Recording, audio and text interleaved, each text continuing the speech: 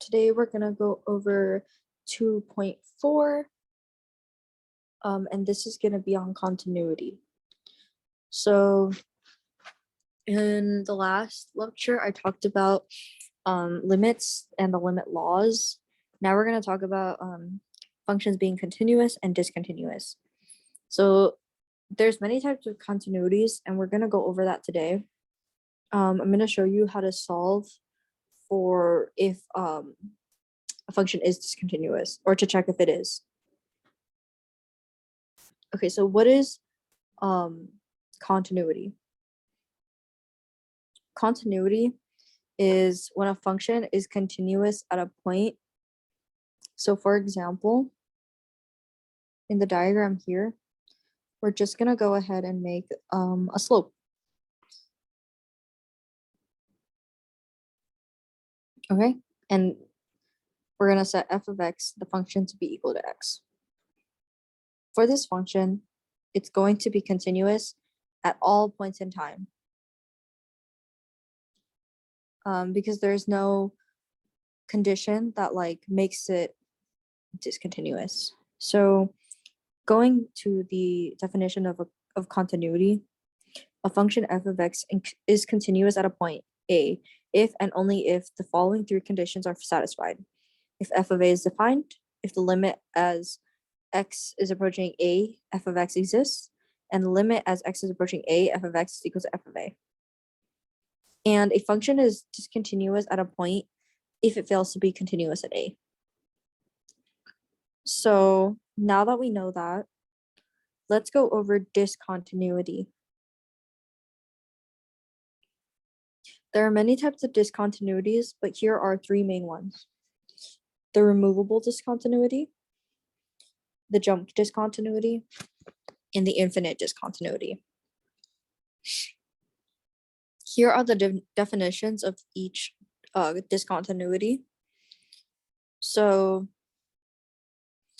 removable basically means that there's a value at the point A, but it's not part of the function. It's just a point that has a value not related to the function.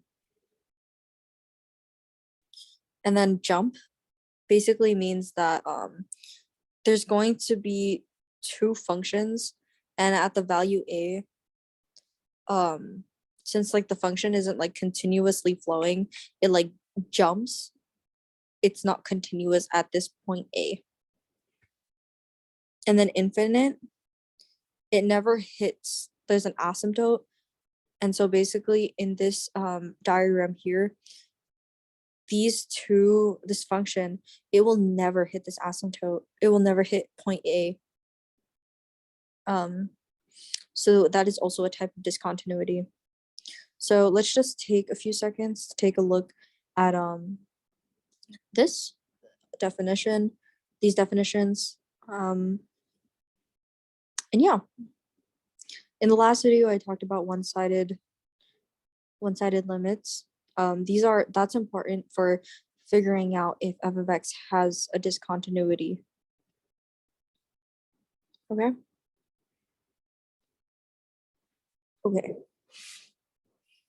So let's go ahead and work on this problem here.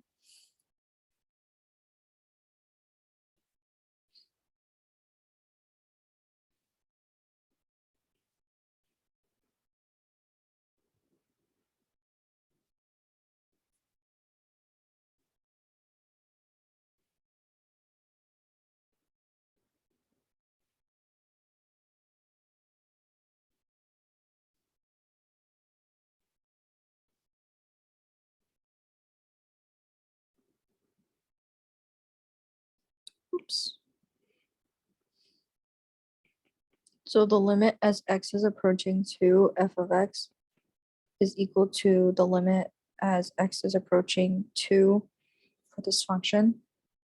We're going to go ahead and simplify this by factoring the numerator.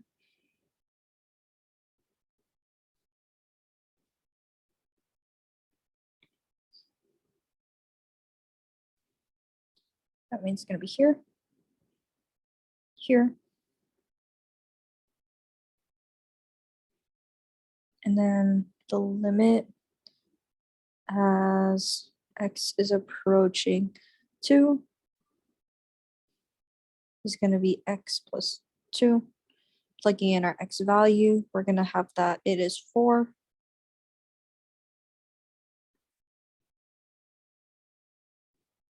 And since we know that there is a discontinuity at x equals 2, since there's a value at 4 here, that means that this is going to be a removable continuity.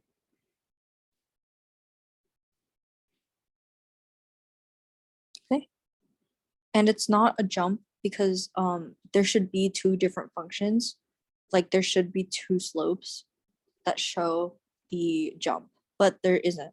So that means that there is a linear line where it doesn't exist at x equals 2, but there is a point that does exist at 4. Okay. Let's do another problem.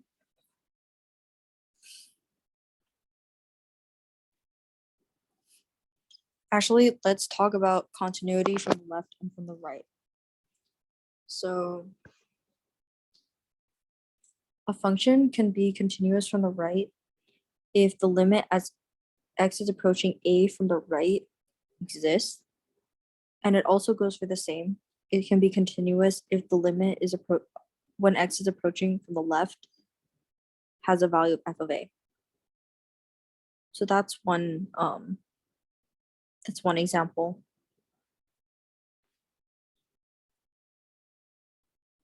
The composite function theorem, if f of x is continuous at L and the limit x is approaching a, g of x is equal to L, then the limit as x is approaching a, f of g of x is equal to the limit of f of the limit x is approaching a, g of x is equal to f of L. Okay. There's also limits to code like trigonomic functions. You can check out the proof on the book. And it's really like the most important thing that I'm going to talk about in this chapter.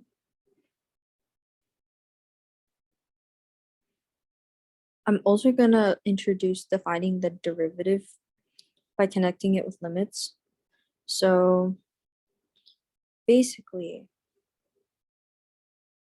imagine there is a slope.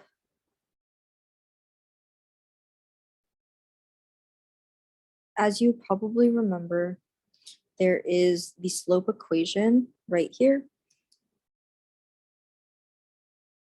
So you can find a derivative, or not the derivative, but you can find the slope between 2 points using this equation, correct?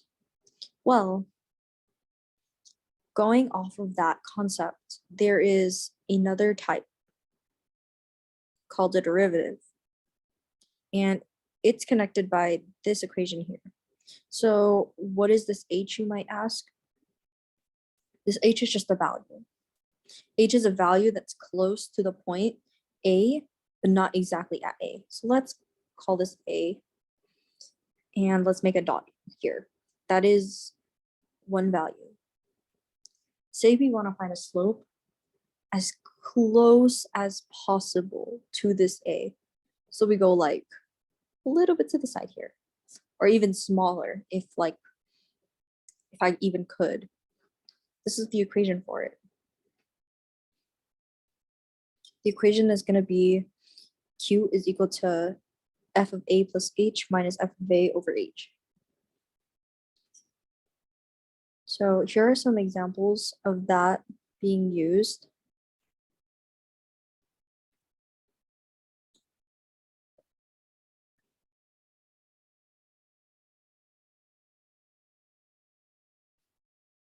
Okay. Here is the definition in form of a limit.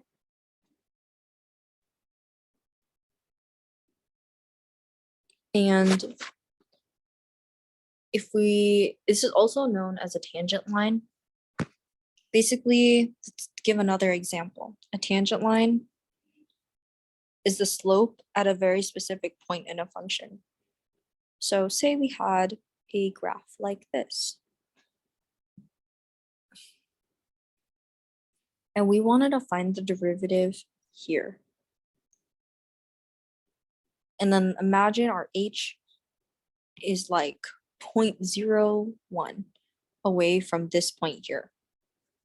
Let's just like give it a dot. This slope, this tangent line, would look something like, let's actually use a different color. Something like this. Oops, that's too slow. That's too steep. Kind of something like this. It's supposed to be straight, but you get the point. Okay. So that's basically a tangent line. It's the slope at a point in a function.